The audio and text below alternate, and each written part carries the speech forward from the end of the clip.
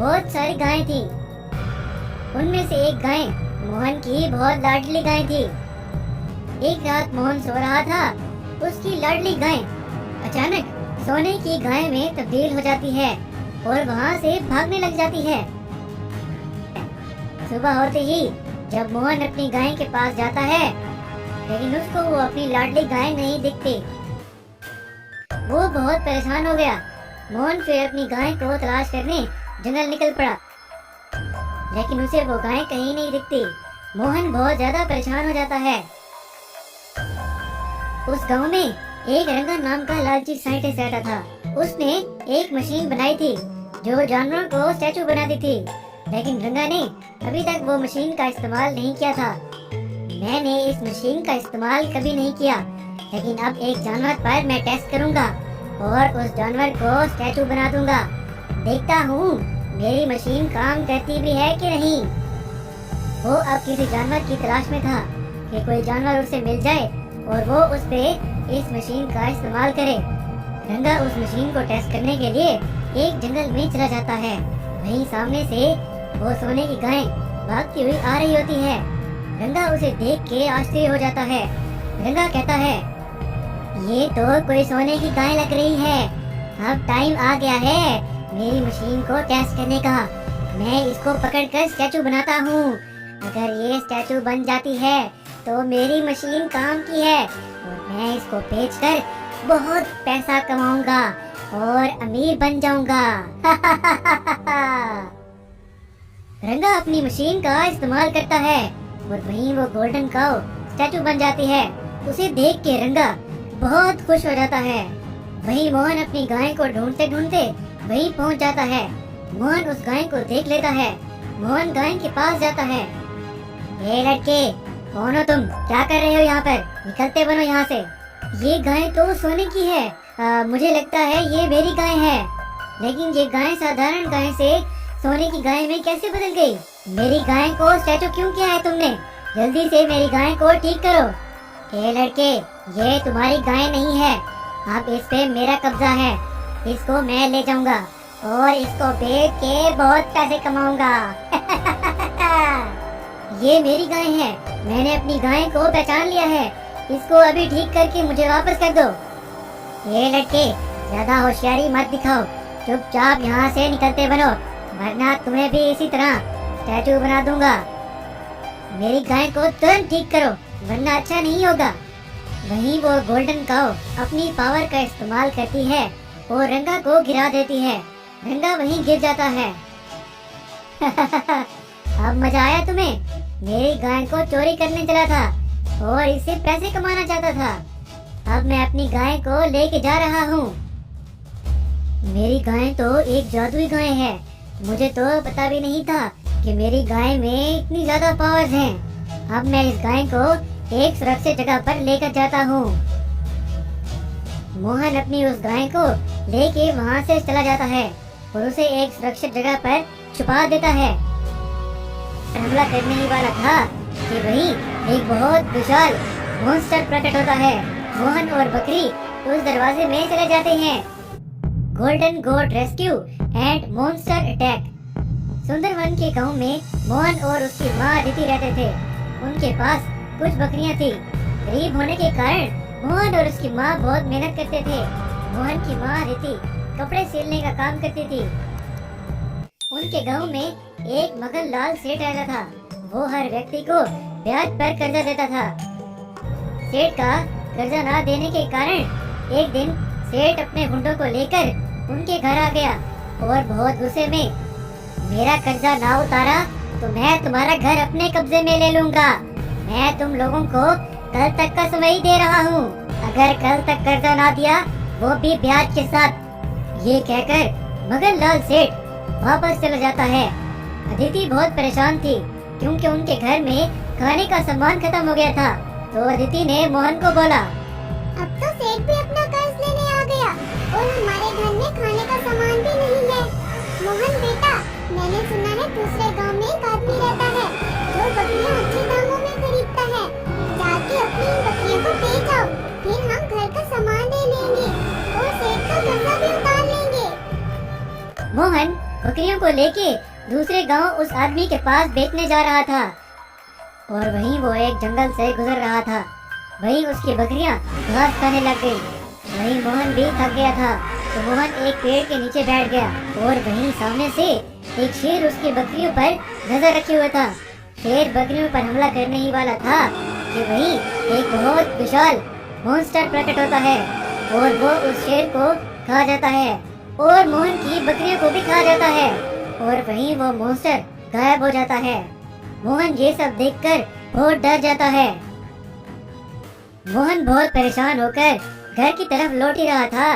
वहीं थोड़ा आगे जाने के बाद सामने एक जाल में एक बकरी फंसी हुई थी। मोहन उसके साथ चला जाता है। थोड़ा आगे जाते ही वहीं एक जादुई दरवाजा प्रकट होता है। मोहन और बकरी उस दरवाजे में चले जाते हैं। वो एक जादुई दुनिया में पहुंच जाते हैं।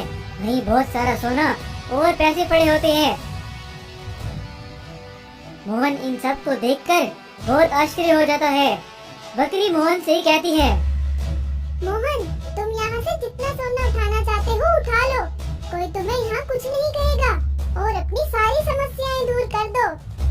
मैं इतना सोना नहीं ले जा सकता, सभी गांव वाले मुझ पर शक करेंगे। वो बकरी मोहन को बहुत सारा सोना और पैसे उठा के देती है और मोहन को कहती है, ये सारा सोना अपने घर ले जाओ और मजे करो।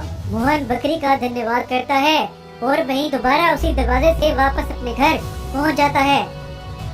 मोहन के पास इतना सोना देखकर मोहन की माँ आश्चर्य हो जाती है और मोहन से पूछने लगी, मोहन बेटा, ये तुम कहाँ से ले आई हो इतना सोना? नहीं माँ, मुझे जंगल में एक बकरी जाल में फंसी हुई मिली थी। मैंने उसकी मदद की। वो एक जादुई बकरी थी। वो बकरी मुझे एक जादुई दुनिया में ले गई और मुझे ये सारा सोना और पैसे उठा के दिए। मोहन की माँ ये सब देखकर बहुत खुश हो जाती है। मोहन और उसकी माँ अदिति ने अब सेठ का कर्जा भी उतार दिया। अब वो बहुत अमीर हो गए और एक बड़ा सा घर भी खरीदा और खुशी खुशी रहने लगे। एक दिन बहुत दूर एक समंदर में अचानक एक शैतानी राक्षस प्रकट होता है और वहीं पर वो राक्षस बहुत सारे मरीन ट्रीज को प्रकट करता है। वो सारे के सारे पेड़ पैसों से भरे हुए होते हैं। वहीं वो राक्षस अब जो भी यहाँ से गुजरेगा वो इस जादुई पैसों वाले पेड़ों को देख के लालच में आकर इन पैसों वाले पेड़ों के पास आएगा और मेरे जाल में फंस जाएगा। और वैसा ही होने लगता है। जो भी वहाँ उस जगह से गुजरता उन पेड़ों को देखकर लालच में आ जाता और उस मनी ट्री के पास जाने लगता और जैसे ही वो उस पेड़ से कुछ पैसे लेता और वहाँ से गायब हो जाता। वैसे एक दिन गोलू और रंगा नाम के दो भाई अपनी अपनी नाव पर मछलियाँ पकड़ने के लिए उसी समंदर में आए हुए थे। तो वही रंगा, दादा मेरी बात सुने, मैं तो कहता हूँ यहाँ से थोड़ा आगे जाते हैं। यहाँ पर तो कोई एक मछली भी नहीं है। सभी लोग कह रहे थे कि यहाँ पर बहुत मछलियाँ होती हैं। ऐसी कोई बात नहीं है। चलो आज नहीं तो कल यहाँ पर बहुत ज्यादा मछलियाँ होंगी, लेकिन आगे बहुत गहरा समंदर है, वहाँ जाना खतरे से खाली नहीं होगा। चलो घर वापस चलते हैं। नहीं दादा, अगर आप नहीं आना चाहते हैं तो कोई बात नहीं, मैं तो थोड़ा आगे जा रहा हूँ, मैं तो मछलियाँ पकड़ कर ही लाऊंगा। चलो ठीक है, अब तुम्हें मैं अकेला भी तो नहीं छोड़ सकता, चलो चलते हैं। कुछ दूर जाने के बाद गोलू और रंगा को बहुत सारे मनी ट्री नजर आते हैं। ये मैं क्या देख रहा हूँ दादा, क्या सच में वहाँ सामने मनी ट्रीज उगे हुए हैं और वो भी समंदर में? यहाँ पर कुछ तो गड़बड़ लग रहा है। मेरी बात मानो तो वापस चलते हैं। नहीं दादा, मुझे तो पैसों की बहुत जरूरत है, मैं तो उनके पास जा रहा हूँ पैसे निकालने। गोलू रंगा को रोकने की बहुत कोशिश करता है, लेकिन रंगा उसकी बात नहीं मान रहा था। अब तो बहुत मजा आएगा, ये सारे पैसे आज मैं ही लेकर जाऊंगा। बस रंगा के पैसे लेने की ही देर होती है और जैसे वो उस पेड़ को छूता है वो वहाँ से गायब हो गया और गोलू ये सब देखकर बहुत डर गया था। जल्दी से अपने घर जाकर अपने पिता से, पिताजी वो रंगा ने उस मनी ट्री के पास जाकर बहुत बड़ी गलती कर दी। उस मनी ट्री ने रंगा को अपने अंदर खींच लिया मैंने उसे रोका लेकिन उसने मेरी बात नहीं मानी। देखो मुझे पूरी बात बताओ, ये कैसे हुआ? किस मनी ट्री की बात कर रहे हो तुम? वो मनी ट्री कहाँ पर है? पिताजी पता नहीं, हम जब मछलियाँ पकड़ने के लिए समंदर में थोड़ा आगे गए तो वहाँ पर बहुत सारे मनी ट्री थे। तो रंगा ने पैसों की लालच में आकर जैसे ही उस पेड़ को छुआ तो उसे अपने अंदर खींच लेता है वो पेड़। बेटा गोलू, जल्दी से अपने भाई को किसी ना किसी तरीके से बचाओ। मुझे तो बहुत डर लग रहा है, पता नहीं वो कहाँ पर चला गया होगा। बाद में गोलू वहीं समंदर में उसी मनी ट्री के पास पहुंचकर, मुझे अब अपने भाई को बचाने के लिए इस पैसों वाले पेड़ के पास जाना ही होगा। अब पता नहीं आगे क्या होने वाला है मेरे साथ भी। गोलू भी उस मनी ट्री को जैसे ही छूता है वो भी वहाँ से गायब होकर गोलू भी उसी जगह पर पहुंच गया था।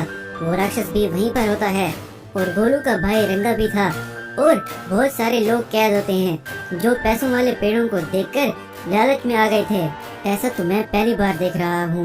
लगता है ये सारा काम इसी राक्षस का ही होगा। मुझे तुरंत रंगा को यहाँ से लेकर जाना होगा और बाकी लोगों को भी।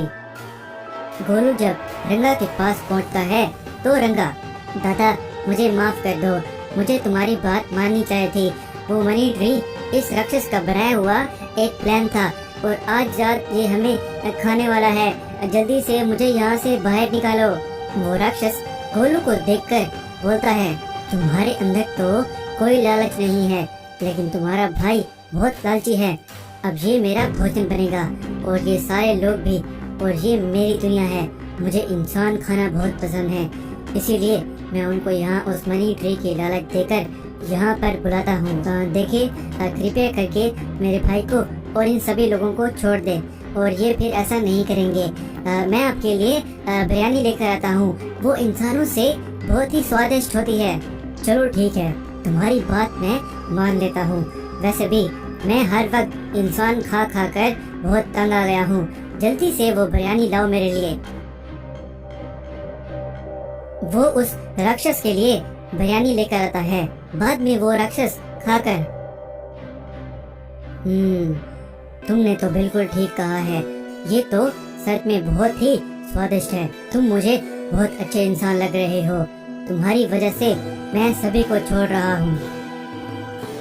गोलू और रंगा अपने घर में ही प्रकट होते हैं और गोलू की ईमानदारी देखकर उस राक्षस ने गोलू को बहुत सारा पैसा दिया।